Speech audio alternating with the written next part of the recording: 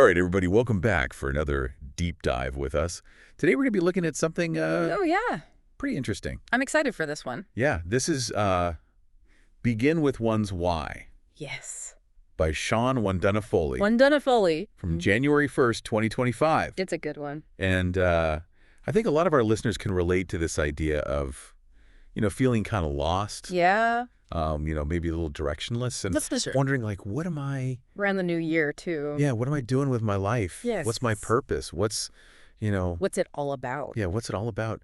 And this article really dives into, maybe the answer is finding your why.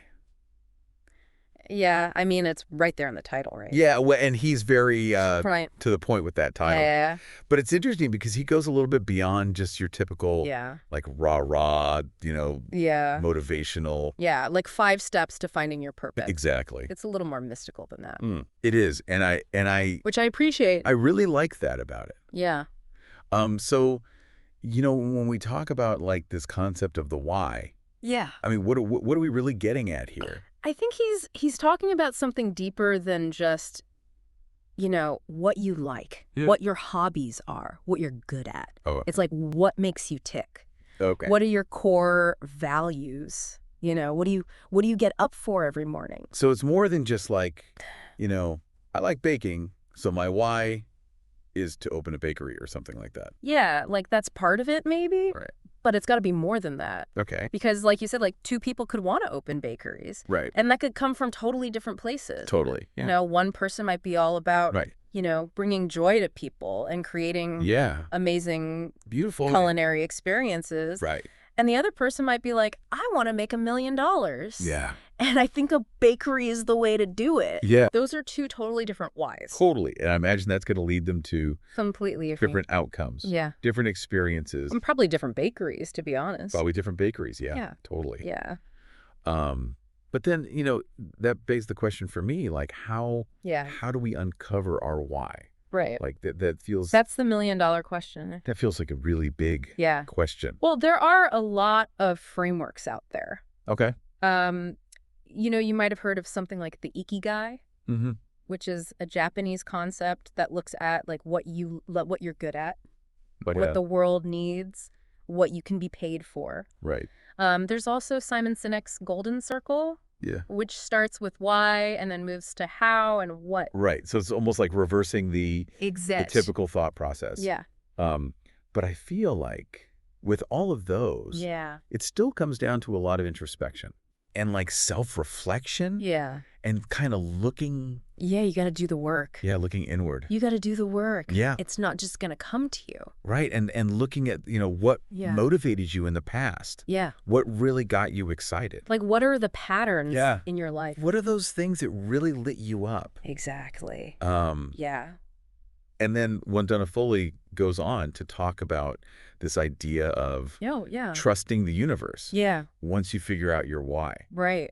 Which I think can be a little bit tricky for some people. Yeah. I mean, because it sounds very hands-off. Yeah. Yeah. Like, do I just... Like, am I just supposed to sit here and, like, wait for the universe to deliver me my dreams? Right. Exactly. And it's not quite that. Okay. I think it's more about surrendering control. Okay. Over every single little outcome. Okay. And having faith that when you're aligned with your why, things will start to fall into place. It's not about micromanaging every detail. So I think a good analogy might be like setting a destination in your GPS. Oh, yeah, that's a good one. Right. So you're trusting the GPS to get you there. To get you there, but you're not. You're not just gonna close your eyes and floor it. Right. Exactly. Like you still have to... Yeah, you got to steer. You got to steer. You got to follow the directions. And sometimes you might hit a detour. Yeah, you got to make adjustments along the way. Exactly. So it's still very much an active process. Yeah. And that kind of leads into his next point about setting intentions. Right, because you're not just aimlessly wandering. Yeah. You're like, okay, I know my why now. Right. What am I actually going to do about it? What actions am I going to take? Yeah. But he uses some really evocative language. Yeah. When he talks about intentions. Like a supernova? Like a supernova. Yeah. This passion resonating like a supernova. Yeah. Like it's not just setting goals. It's not just like a to-do list. No, it's about imbuing those goals. It's about that energy. With your why. Yeah, that like magnetic pull. And that it's almost like putting it out there into the universe. Yeah, like the universe is paying attention when you're operating from that place. Right, and you're bringing the universe in to help you achieve those goals. Absolutely. So it's not just about attracting good things. Yeah. It's almost like we're actively... You're creating your reality. Shaping our reality through this alignment. I mean, think about it. Like, you're applying for a job. Okay. 2 people apply for the same job. Right. One person just sends in like a generic resume. Yeah. Cover letter, whatever. Right. The other person has really thought about their why. Yeah. And they tailor their resume. Okay. They tailor their cover letter. Okay. To show how their passion aligns with the company's mission. Yeah. Who do you think's going to get the job? Right. The one that shows that spark. Exactly. That energy, that passion. Yeah. But then, life isn't always sunshine and rainbows. Unfortunately not. Yeah. What about when things go wrong? Right. What about when we hit those roadblocks? Well, that's where his advice about failing fast and learning from the best comes in. Okay. He's not saying like go out there and fail as much as you can. Right. But it's more about recognizing that setbacks are going to happen. Yeah, they're inevitable. They're part of the process. You're not going to get it right every time. So it's about how do you approach those failures? Exactly. How do you learn from them? How do you adapt? And keep moving forward. Exactly. Like I think there's that saying, every master was once a disaster. Oh, I like that. Right.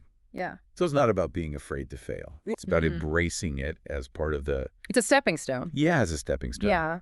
And then he also talks about the importance of belief. Yeah. And this unwavering belief in yourself. I feel like that's the foundation. Yeah. If you don't believe in yourself and your why and your vision, it's going to be really hard to keep going. When things get tough. Exactly. When you hit those roadblocks. When those doubts creep in. When you start to question everything. Yeah. And that's what I think really resonates with me. Yeah. Is this idea that even when you feel lost, even when things are hard, you always have your why. You have that why. To come back to. Yeah. Like that North Star. Yeah, that compass that's guiding you. Yeah, and it's not just some feel-good exercise.